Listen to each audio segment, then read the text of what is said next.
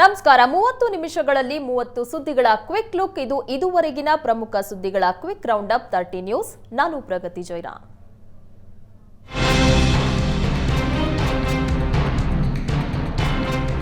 ನರೇಂದ್ರ ಮೋದಿ ಮೂರನೇ ಅವಧಿಗೆ ಪ್ರಧಾನಿಯಾಗಿ ನಾಳೆ ಸಂಜೆ 7:15ಕ್ಕೆ ಪ್ರಮಾಣ ವಚನ ಸ್ವೀಕರಿಸಲಿದ್ದಾರೆ. ಕಾರ್ಯಕ್ರಮಕ್ಕೆ ಭರದ ಸಿದ್ಧತೆ ನಡೆದಿದೆ. ದೆಹಲಿಯ ರಾಷ್ಟ್ರಪತಿ ಭವನದಲ್ಲಿ ನಡೆಯಲಿರುವಂತಹ ಕಾರ್ಯಕ್ರಮದಲ್ಲಿ ಮೋದಿ ಜೊತೆಗೆ ನೂತನ ಕೆಲ ಸಂಸದರು ಸಚಿವರಾಗಿ ಪ್ರಮಾಣ ವಚನ ಸ್ವೀಕರಿಸಲಿದ್ದಾರೆ. ಸ್ವಚ್ಛ ಭಾರತದಲ್ಲಿ ಮಹತ್ವದ ಪಾತ್ರ ವಹಿಸಲಿರುವ ಪೌರ ಕಾರ್ಮಿಕರು, ಸೆಂಟ್ರಲ್ ವಿಸ್ಟಾ ಯೋಜನೆಯ ಹಾಗೂ ನೂತನ ಸಂಸತ್ ಕಟ್ಟಡ ನಿರ್ಮಾಣ ಕಾರ್ಮಿಕರು, ತೃತೀಯ ಲಿಂಗಿಗಳು, ಕೇಂದ್ರ ಸರ್ಕಾರದ ಕಲ್ಯಾಣ ಯೋಜನೆಗಳ ಫಲಾನುಭವಿಗಳು, ವಂದೇ ಭಾರತ್ ಮತ್ತು ಮೆಟ್ರೋದಂತಹ ರೈಲ್ವೆ ಯೋಜನೆಗಳಲ್ಲಿ ಪ್ರಮುಖ ಪಾತ್ರ ವಹಿಸಿದವರನ್ನ ವಿಶೇಷ ಆಹ್ವಾನಿತರನ್ನಾಗಿ ಆಹ್ವಾನಿಸಲಾಗಿದೆ. ಲೋಕಸಭೆ ವಿಪಕ್ಷ ನಾಯಕನಾಗಿ ರಾಹುಲ್ ಗಾಂಧಿ ಆಯ್ಕೆಯಾಗಿದ್ದಾರೆ. ಸಿಡಬ್ಲ್ಯೂಸಿ ಸಭೆಯಲ್ಲಿ ಈ ನಿರ್ಧಾರವನ್ನ ಕೈಗೊಳ್ಳಲಾಗಿದ್ದು, ರಾಹುಲ್ ಗಾಂಧಿ ಒಪ್ಪಿಗೆಯೊಂದೇ ಬಾಕಿ ಇದೆ. ರಾಹುಲ್ ಗಾಂಧಿ ವಿಪಕ್ಷ ನಾಯಕನಾಗಲು ಬಯಸುತ್ತೇವೆ, ವಿಪಕ್ಷ ನಾಯಕನಾಗಲು ರಾಹುಲ್ ಉತ್ತಮ ಎಂದು ಸಂಸದ ವೇಣುಗೋಪಾಲ್ ಸಭೆಯಲ್ಲಿ ಹೇಳಿದ್ದಾರೆ. ಸಿಡಬ್ಲ್ಯೂಸಿ ನಾಯಕರ ಭಾವನೆಯನ್ನ ರಾಹುಲ್ ಗೌರವಿಸುವ ಭರವಸೆ ಇದೆ.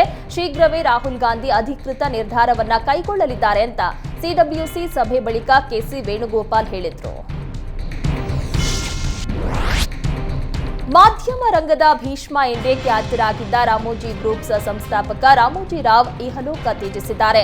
ಇಂದು ಬೆಳಗ್ಗೆ 4:50ಕ್ಕೆ ಕೊನೆಯುಸಿರೆಳೆದಿದ್ದು, ರಾಮೋಜಿ ರಾವ್ ಅನಾರೋಗ್ಯದಿಂದ ಬಳಲ್ತಾ ಇದ್ರು. ಅವರನ್ನ ಜೂನ್ 5ರಂದು ಹೈದರಾಬಾದ್ನ ನಾನಾಕರಂಗುಡದಲ್ಲಿ ಇರುವ ಸ್ಟಾರ್ ಆಸ್ಪತ್ರೆಯಲ್ಲಿ ಚಿಕಿತ್ಸೆಯನ್ನ ಕೊಡಿಸಲಾಗ್ತಾ ಇತ್ತು. ಸದ್ಯ ರಾಮೋಜಿ ರಾವ್ ಅವರ ಪಾರ್ಥಿವ ಶರೀರವನ್ನ ಹೈದರಾಬಾದ್ನ ರಾಮೋಜಿ ಫಿಲ್ಮ್ ಸಿಟಿಯಲ್ಲಿ ಇರುವ ಅವರ ಮನೆಯಲ್ಲಿ ಅಂತಿಮ ದರ್ಶನಕ್ಕೆ ಇಡಲಾಗಿದೆ. ಈಗಾಗಲೇ ತೆಲುಗು ಚಿತ್ರರಂಗದ ರಾಜಮೌಳಿ ಸೇರಿದಂತೆ ಅನೇಕ ಗಣ್ಯರು ಅಂತಿಮ ದರ್ಶನವನ್ನ ಪಡೆದಿದ್ದಾರೆ. ಇನ್ನು ಮುಖ್ಯಮಂತ್ರಿಯಾಗಿ ಪ್ರಮಾಣ ವಚನ ಸ್ವೀಕರಿಸಲು ಸಜ್ಜಾಗಿರುವ ತೆಲುಗು ದೇಶಂ ಪಕ್ಷದ ಅಧ್ಯಕ್ಷ ಎನ್ ಚಂದ್ರಬಾಬು ನಾಯ್ಡು ಕೂಡ ರಾಮೋಜಿ ರಾವ್ ಅವರ ಅಂತಿಮ ದರ್ಶನ ಪಡೆದ್ರು. ಸಾಮಾನ್ಯ ಕುಟುಂಬದಲ್ಲಿ ಜನಿಸಿದ ಅವರು ಅದ್ಭುತ ಸಾಧನೆಗಳನ್ನ ಮಾಡಿದ್ದಾರೆ. 2 ತೆಲುಗು ರಾಜ್ಯಗಳು ಸೇರಿದಂತೆ ದೇಶಕ್ಕೆ ಮಹತ್ವದ ಕೊಡುಗೆ ನೀಡಿದ್ದಾರೆ. ರಾಮೋಜಿ ರಾವ್ ಅವರ ಸಾವು ಕೇವಲ ತೆಲುಗು ಜನರಿಗೆ ಆದ ನಷ್ಟ ಅಲ್ಲ, ಇಡೀ ದೇಶಕ್ಕಾದ ನಷ್ಟ ಅಂತ ಚಂದ್ರಬಾಬು ನಾಯ್ಡು ಹೇಳಿದ್ರು. ಕುಮಾರಸ್ವಾಮಿ ಲೋಕಸಭೆಗೆ ಆಯ್ಕೆ ಆಗ್ತಾ ಇದ್ದಂತೆ ಇತ್ತ ಮಗ ನಿಖಿಲ್ ಕುಮಾರಸ್ವಾಮಿ ಸಿನಿ ಕ್ಷೇತ್ರ ತೊರೆದು ಪಕ್ಷ ಸಂಘಟನೆಗೆ ಮುಂದಾಗಿದ್ದಾರೆ. ಪ್ರಧಾನಿ ಮೋದಿ ಸಂಪುಟದಲ್ಲಿ ಕುಮಾರಸ್ವಾಮಿಗೆ ಸ್ಥಾನ ಬಹುತೇಕ ಖಚಿತವಾಗಿದೆ. ಪಕ್ಷ ಸಂಘಟನೆಯ ಸಂಪೂರ್ಣ ಹೊಣೆ ನಿಖಿಲ್ ಹೆಗಲಿಗೆ ಬರುವ ಸಾಧ್ಯತೆ ಇದೆ. ಈ ಹಿನ್ನೆಲೆಯಲ್ಲಿ ಜೆಡಿಎಸ್ ಬಲವರ್ಧನೆಗಾಗಿ ನಿಖಿಲ್ ಚಿತ್ರರಂಗಕ್ಕೆ ಗುಡ್ ಬೈ ಹೇಳಿದ್ದಾರೆ. ಮಾಜಿ ಪ್ರಧಾನಿ ದೇವೇಗೌಡರ ಸಲಹೆಯಂತೆ ಪಕ್ಷ ಸಂಘಟನೆಗೆ ನಿಖಿಲ್ ಮುಂದಾಗಿದ್ದಾರೆ. ಈಗಾಗಲೇ ಮಂಡ್ಯದಲ್ಲಿ ನಿಖಿಲ್ ಫುಲ್ ಆಕ್ಟಿವ್ ಆಗಿದ್ದಾರೆ. ಕೆಆರ್ ನಗರ ಸಂತ್ರಸ್ತೆ ಕಿಡ್ನಾಪ್ ಪ್ರಕರಣಕ್ಕೆ ಸಂಬಂಧಿಸಿದಂತೆ ಎಸ್ಐಟಿ ವಿಚಾರಣೆ ವೇಳೆ ಕಿಡ್ನಾಪ್ ಆರೋಪವನ್ನ ಭವಾನಿ ರೇವಣ್ಣ ತಳ್ಳಿ ಹಾಕಿದ್ದಾರೆ. ಸಂತ್ರಸ್ತೆ ನಮ್ಮ ಮನೆಯಲ್ಲಿ ಕೆಲಸ ಮಾಡ್ತಾ ಇದ್ದವರು, ಆದರೆ ನಾನು ಕಿಡ್ನಾಪ್ ಮಾಡಿಸಿಲ್ಲ, ಎಲ್ಲವೂ ಷಡ್ಯಂತ್ರ ಎಂದು ಭವಾನಿ ಹೇಳಿಕೆಯನ್ನ ಕೊಟ್ಟಿದ್ದಾರೆ ಎನ್ನಲಾಗಿದೆ. ಈ ವೇಳೆ ಇಬ್ಬರು ಆರೋಪಿಗಳ ನಡುವಿನ ಆಡಿಯೋ ಸಂಭಾಷಣೆ ಇಟ್ಟು ವಿಚಾರಣೆ ನಡೆಸಿದ ಪೊಲೀಸರಿಗೆ ನಾನು ಯಾರನ್ನೂ ಕರೆದುಕೊಂಡು ಬರಲು ಹೇಳಿಲ್ಲ, ನನಗೂ ಈ ಪ್ರಕರಣಕ್ಕೂ ಸಂಬಂಧ ಇಲ್ಲ ಎಂದು ಪದೇ ಪದೇ ಹೇಳಿದ್ದು ಉತ್ತರವನ್ನೇ ಹೇಳ್ತಾ ಇದ್ದಾರೆ. ಸುಮಾರು 4 ಗಂಟೆ ಭವಾನಿ ವಿಚಾರಣೆ ನಡೆದಿದ್ದು, ಪುನಃ ವಿಚಾರಣೆಗೆ ಕರೆದಾಗ ಬರುವಂತೆ ಸೂಚನೆ ನೀಡಲಾಗಿದೆ.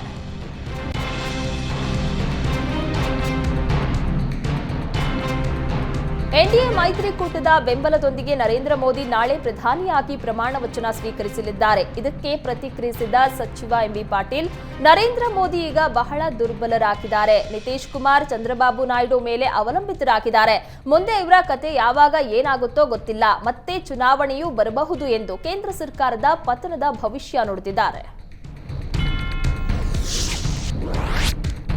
ಲೋಕಸಭೆ ಚುನಾವಣೆ ಮುಗಿತಾ ಇದ್ದಂತೆ ಬಳ್ಳಾರಿ ಜಿಲ್ಲೆಯಲ್ಲಿ ಮತ್ತೊಂದು ಚುನಾವಣೆಯ ಲೆಕ್ಕಾಚಾರ ಗರಿಗೆದರಿದೆ. ಸಂಡೂರು ಶಾಸಕರಾಗಿದ್ದ ತುಕಾರಾಂ ಲೋಕಸಭೆ ಚುನಾವಣೆಯಲ್ಲಿ ಭರ್ಜರಿಯಾಗಿ ಗೆಲುವನ್ನ ಪಡೆದಿದ್ದಾರೆ. ಈ ಹಿನ್ನೆಲೆಯಲ್ಲಿ ಶಾಸಕ ಸ್ಥಾನಕ್ಕೆ ಬೈ ಎಲೆಕ್ಷನ್ ನಡೆಯಲಿದ್ದು, 3 ಪಕ್ಷದಲ್ಲೂ ಯಾರನ್ನು ಕಣಕ್ಕಿಳಿಸಬೇಕೆಂದು ಲೆಕ್ಕಾಚಾರ ಜೋರಾಗಿದೆ. ತುಕಾರಾಂ ಈ ಹಿಂದೆ ಎಲೆಕ್ಷನ್ಗೂ ಮುನ್ನ ಲೋಕಸಭೆ ಚುನಾವಣೆಯಲ್ಲಿ ಒಂದು ವೇಳೆ ತಾವೇ ಗೆದ್ರೆ ಸಂಡೂರು ಟಿಕೆಟ್ ತಮ್ಮ ಕುಟುಂಬಕ್ಕೆ ನೀಡಬೇಕೆಂದು ಕಂಡೀಷನ್ ಹಾಕಿದ್ರು. ಹೀಗಾಗಿ ಮಗಳು ಚೈತನ್ಯ ಪರ ತುಕಾರಾಂ ಬ್ಯಾಟ್ ಬೀಸ್ತಾ ಇದ್ದಾರೆ. ಇತ್ತ ಬಿಜೆಪಿಯಲ್ಲಿ ಶ್ರೀರಾಮುಲುಗೆ ಟಿಕೆಟ್ ಎನ್ನಲಾಗ್ತಾ ಇದೆ. ಆದರೆ 2 ಚುನಾವಣೆ ಸೋತಿರೋ ಶ್ರೀರಾಮುಲು ಈ ಬಾರಿ ಆಸಕ್ತಿ ತೋರ್ತಾ ಇಲ್ಲ. ಸಚಿವ ಎಂಬಿ ಪಾಟೀಲ್ ನಿವಾಸಕ್ಕೆ ಸತೀಶ್ ಜಾರಕಿಹೊಳಿ ತಮ್ಮ ಪುತ್ರಿ ಪ್ರಿಯಾಂಕಾ ಜೊತೆ ಭೇಟಿಯಾಗಿದ್ದಾರೆ. ನೂತನ ಸಂಸದೆ ಪ್ರಿಯಾಂಕಾಗೆ ಎಂಬಿ ಪಾಟೀಲ್ ಶುಭಾಶಯ ಕೋರಿದ್ರು. ಬೆಳಗಾವಿ ಭಾಗದ ಶಾಸಕರು ಕೂಡ ಉಪಸ್ಥಿತಿ ಇದ್ದು ಚೆನ್ನಾಗಿ ಕೆಲಸ ಮಾಡಿಕೊಂಡು ಹೋಗುವಂತೆ ಎಂಬಿ ಪಾಟೀಲ್ ಸೂಚನೆ ನೀಡಿದ್ರು. ಬೆಂಗಳೂರಿನಲ್ಲಿ ವ್ಯಕ್ತಿಯೊಬ್ಬನನ್ನ ಬರ್ಬರವಾಗಿ ಹತ್ಯೆ ಮಾಡಿ ಮೃತದೇಹವನ್ನ ಕತ್ತರಿಸಿ ಮೋರಿಗೆ ಎಸೆದಿರುವ ಘಟನೆ ನಡೆದಿದೆ. ರಾಮಮೂರ್ತಿ ನಗರ ಪೊಲೀಸ್ ಠಾಣಾ ವ್ಯಾಪ್ತಿಯಲ್ಲಿ ಈ ಘಟನೆ ನಡೆದಿದ್ದು ಕೆವಿ ಶ್ರೀಕಾಂತ್ ಎಂಬಾತನನ್ನ ಹತ್ಯೆ ಮಾಡಲಾಗಿದೆ. ಹತ್ಯೆಗೈದ ಆರೋಪಿ ಮಾಧವರಾವ್ನನ್ನ ಸಂಪಿಗೆಹಳ್ಳಿ ಠಾಣಾ ಪೊಲೀಸರು ಬಂಧಿಸಿದ್ದಾರೆ. ಬಸವೇಶ್ವರ ನಗರದಲ್ಲಿ ಡೆವಲಪ್ಮೆಂಟ್ ಆಫೀಸರ್ ಆಗಿದ್ದ ಶ್ರೀಕಾಂತ್ ಸಂಪಿಗೆಹಳ್ಳಿ ಠಾಣಾ ವ್ಯಾಪ್ತಿಯ ಥಣಿಸಂದ್ರದ ಅಂಜನಾದ್ರಿ ಲೇಔಟ್ನಲ್ಲಿ ವಾಸವಿದ್ರು. ಮೇ 28ರಂದು ಬೆಳಗ್ಗೆ ಮನೆಯಿಂದ ಹೋಗಿದ್ದ ಶ್ರೀಕಾಂತ್ ಮನೆಗೆ ಮರಳಲಿಲ್ಲ.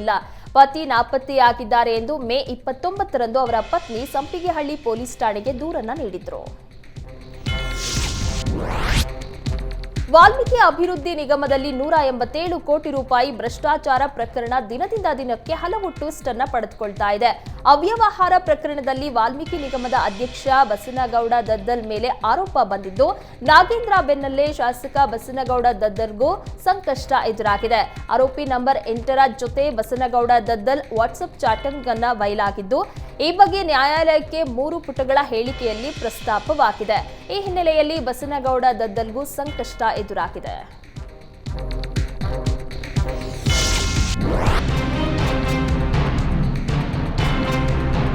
ವಾಲ್ಮೀಕಿ ನಿಗಮದ ಹಗರಣದಲ್ಲಿ ದದ್ದಲ್ ಹೆಸರು ಕೇಳಿ ಬಂದ ಬೆನ್ನಲ್ಲೇ ನಿಗಮದ ಅಧ್ಯಕ್ಷ ಬಸನಗೌಡ ದದ್ದಲ್ ಏಷ್ಯಾನೆಟ್ ಸುವರ್ಣ ನ್ಯೂಸ್ಗೆ ಪ್ರತಿಕ್ರಿಯೆ ನೀಡಿದ್ದಾರೆ. ಸಿಎಂ ಸಿದ್ದರಾಮಯ್ಯ ರಾಜೀನಾಮೆ ಕೇಳಿದ್ರೆ ನೀಡಲು ಸಿದ್ಧನಿದ್ದೇನೆ. ಯಾವುದೇ ತನಿಖೆಗೂ ನಾನು ಬದ್ಧನಾಗಿದ್ದೇನೆ. ಎಸ್ಐಟಿಯಿಂದ ನಿರಂತರವಾಗಿ ತನಿಖೆ ನಡೀತಾ ಇದೆ. ಪ್ರಕರಣದಲ್ಲಿ ಯಾರದ್ದೇ ಪಾತ್ರ ಇದ್ರೂ ತನಿಖೆ ನಡೆಯಲಿ ಎಂದು ಏಷ್ಯಾನೆಟ್ ಸುವರ್ಣ ನ್ಯೂಸ್ಗೆ ಬಸನಗೌಡ ದದ್ದಲ್ ಹೇಳಿದರು.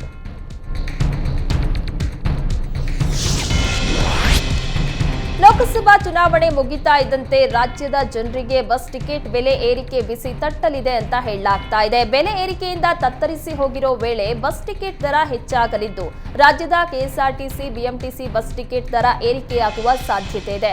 2020ರಿಂದ ರಾಜ್ಯ ಸಾರಿಗೆ ನಿಗಮಗಳ ಬಸ್ ದರ ಪರಿಷ್ಕರಣೆ ಆಗಿಲ್ಲ. ಈ ಹಿನ್ನೆಲೆಯಲ್ಲಿ ಟಿಕೆಟ್ ದರ ಹೆಚ್ಚಳಕ್ಕೆ ಶೀಘ್ರದಲ್ಲೇ ಸರ್ಕಾರಕ್ಕೆ ಪ್ರಸ್ತಾವನೆ ಸಲ್ಲಿಸೋದಕ್ಕೆ ಕೆಎಸ್ಆರ್ಟಿಸಿ ನಿಗಮ ಮುಂದಾಗಿದ್ದು, ಪ್ರತಿ ಸ್ಟೇಜ್ ದರವನ್ನು 10ರಿಂದ 12ರಷ್ಟು ಏರಿಕೆ ಮಾಡಲು ಚಿಂತನೆ ನಡೆಸಿದೆ ಎನ್ನಲಾಗಿದೆ. ಬಿಗ್ ಬಾಸ್ ಖ್ಯಾತಿಯ ರ್ಯಾಪರ್ ಚಂದನ್ ಶೆಟ್ಟಿ ಮತ್ತು ರೀಲ್ಸ್ ಸ್ಟಾರ್ ನಿವೇದಿತಾ ಗೌಡ ಅವರ 4 ವರ್ಷಗಳ ದಾಂಪತ್ಯ ಅಂತ್ಯವಾಗಿದ್ದು, ಪರಸ್ಪರ ಒಪ್ಪಿಗೆ ಮೇರೆಗೆ ಒಂದೇ ದಿನದಲ್ಲಿ ವಿಚ್ಛೇದನ ಪಡೆದುಕೊಂಡು ಬೇರೆ ಬೇರೆಯಾಗಿದ್ದಾರೆ. ಚಂದನ್ ಆಪ್ತ ಹಾಗೂ ನಿರ್ಮಾಪಕ ನವರಸನ್ ಈ ಬಗ್ಗೆ ಮಾತನಾಡಿದ್ದು, ನಮಗೂ ಇದು ಶಾಕಿಂಗ್. ಟಿವಿ ನೋಡಿದಾಗಲೇ ಗೊತ್ತಾಯ್ತು. ನೆನೆ ಮಧ್ಯಾಹ್ನದ ತನಕ ಚಂದನ್ ಜೊತೆನೆ ಮಾತನಾಡಿದ್ದೆ. ನಮ್ಮ ಸಿನಿಮಾದಲ್ಲಿ ಚಂದನ್ ನಟಿಸಿದ್ದಾರೆ. ಯಾಕೆ ಈ ತರ ನಿರ್ಧಾರ ತೆಗೆದುಕೊಂಡಿದ್ದಾರೆ ಅಂತ ಗೊತ್ತಾಗ್ಲಿಲ್ಲ. ನಿವೇದಿತಾ ತುಂಬಾ ಒಳ್ಳೆ ಹುಡುಗಿ. ನಿವೇದಿತಾ ಹಾಗೂ ಚಂದನ್ ಕರಿಯರ್ಗಾಗಿ ಈ ನಿರ್ಧಾರವನ್ನ ತೆಗೆದುಕೊಂಡಿದ್ದಾರೆ ಅನ್ಸತ್ತೆ ಅಂದ್ರು. ರಸ್ತೆ ಬದಿ ಮಲಗಿದ್ದ ದನಗಳಿಗೆ ಮತ್ತು ಬರುವ ಇಂಜೆಕ್ಷನ್ ನೀಡಿರುವ ಘಟನೆ ದಕ್ಷಿಣ ಕನ್ನಡ ಜಿಲ್ಲೆಯ ಸುಳ್ಯ ತಾಲೂಕಿನ ಸಂಪಾಜೆ ಗ್ರಾಮದಲ್ಲಿ ನಡೆದಿದೆ. ಸ್ಕಾರ್ಪಿಯೋ ವಾಹನದಲ್ಲಿ ಹಸುಗಳನ್ನ ಅಕ್ರಮವಾಗಿ ಸಾಗಾಟ ಮಾಡಿದ್ದು, ಈ ದೃಶ್ಯ ಸ್ಥಳೀಯ ಸಿಸಿ ಕ್ಯಾಮೆರಾದಲ್ಲಿ ಸೆರೆಯಾಗಿದೆ. ಗಡಿಕಲ್ಲು ಮಸೀದಿಯ ಪಕ್ಕದಲ್ಲಿ ಪ್ರತಿನಿತ್ಯ 10ಕ್ಕೂ ಅಧಿಕ ದನಗಳು ರಾತ್ರಿ ವೇಳೆ ಮುಖ್ಯ ರಸ್ತೆ ಪಕ್ಕದಲ್ಲಿ ಮಲಗ್ತಾ ಇದ್ವು. ಸ್ಕಾರ್ಪಿಯೋ ಕಾರ್ನಲ್ಲಿ ಬಂದ ಕಿಡಿಗೇಡಿಗಳು 2 ದನಗಳಿಗೆ ಅಮಲು ಬರುವ ಇಂಜೆಕ್ಷನ್ ಅನ್ನ ಕೊಟ್ಟು ವಾಹನದಲ್ಲಿ ತುಂಬಿಕೊಂಡು ಸುಳ್ಯ ಭಾಗಕ್ಕೆ ತೆರಳಿರುವುದಾಗಿ ತಿಳಿದು ಬಂದಿದ್ದು, ಪೊಲೀಸರು ಪ್ರಕರಣವನ್ನ ದಾಖಲಿಸಿಕೊಂಡು ತನಿಖೆ ಕೈಗೊಂಡಿದ್ದಾರೆ. ಮಲ್ಪೆಯ ಆಪತ್ ಬಾಂಧವ ಎಂದೇ ಕರೆಸಿಕೊಳ್ಳುವ ಈಶ್ವರ್ ಮಲ್ಪೆ ಸೇವೆಗೆ ಪ್ರಸಿದ್ಧರು. ನೀರಲ್ಲಿ ಬಿದ್ದ ಲಕ್ಷಾಂತರ ಮೌಲ್ಯದ ಚಿನ್ನಾಭರಣವನ್ನ ಇವರು ಹುಡುಕಿ ಕೊಟ್ಟು ಶಹಬಾಷ್ ಎನ್ನಿಸಿಕೊಂಡಿದ್ದಾರೆ. ಮಲ್ಪೆಗೆ ಸ್ನೇಹಿತರ ಜೊತೆ ಬಂದಿದ್ದ ಪ್ರವೀಣ್ ಎಂಬ ಯುವಕನ ಚಿನ್ನಾಭರಣ ನೀರಲ್ಲಿ ಮುಳುಗಿತ್ತು. ತಕ್ಷಣ ಸ್ಥಳಕ್ಕೆ ಧಾವಿಸಿದ ಈಶ್ವರ್ ಮಲ್ಪೆ ನೀರಿನಾಳಕ್ಕೆ ತೆರಳಿ ಕೆಸರಲ್ಲಿ ಹೂತು ಹೋಗಿದ್ದ ಚಿನ್ನದ ಬಳೆಗಳನ್ನ ಕ್ಷಣಾರ್ಧದಲ್ಲಿ ಹುಡುಕಿ ಕೊಟ್ಟಿದ್ದಾರೆ. ಬೆಂಗಳೂರು ಮೈಸೂರು ದಶಪಥ ಹೆದ್ದಾರಿಯಲ್ಲಿ ಭೀಕರ ಅಪಘಾತ ಸಂಭವಿಸಿದ್ದು, ಫಿಲ್ಮ್ ಸ್ಟೈಲ್ನಲ್ಲಿ ಕಾರೊಂದು ಕೆರೆಗೆ ಬಿದ್ದಿದೆ. ಕಾರಿನಲ್ಲಿದ್ದ 4ವರಿಗೂ ಗಂಭೀರವಾದ ಗಾಯಗಳಾಗಿದ್ದು, ಓವರ್ ಸ್ಪೀಡ್ನಿಂದ ಡಿವೈಡರ್ಗೆ ಡಿಕ್ಕಿ ಹೊಡೆದ ಕಾರು ನೋಡುತ್ತಲೇ ಕೆರೆಗೆ ಬಿದ್ದಿದೆ. ಗಾಯಾಳುಗಳನ್ನ ಸ್ಥಳೀಯ ಆಸ್ಪತ್ರೆಗೆ ದಾಖಲಿಸಿ ಚಿಕಿತ್ಸೆ ನೀಡಲಾಗ್ತಾ ಇದೆ.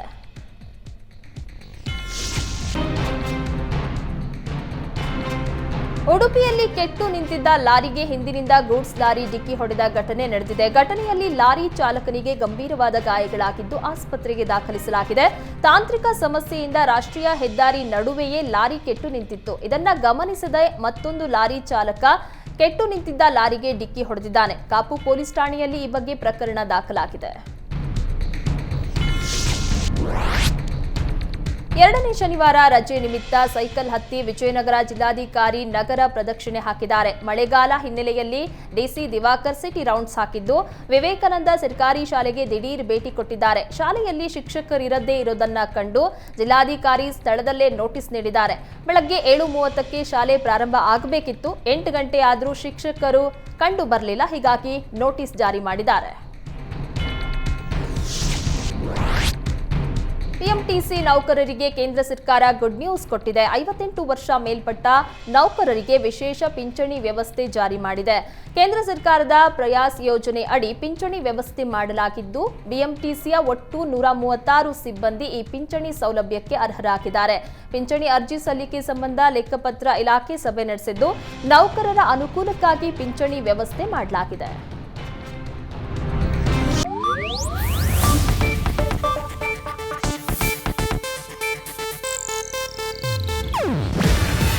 ಇದು ಏಷ್ಯಾನೆಟ್ ನ್ಯೂಸ್ ನೆಟ್ವರ್ಕ್ ಪ್ರಸ್ತುತಿ. ನೀವು ನೋಡ್ತಿದ್ದೀರಾ ಏಷ್ಯಾನೆಟ್ ಸುವರ್ಣ ನ್ಯೂಸ್.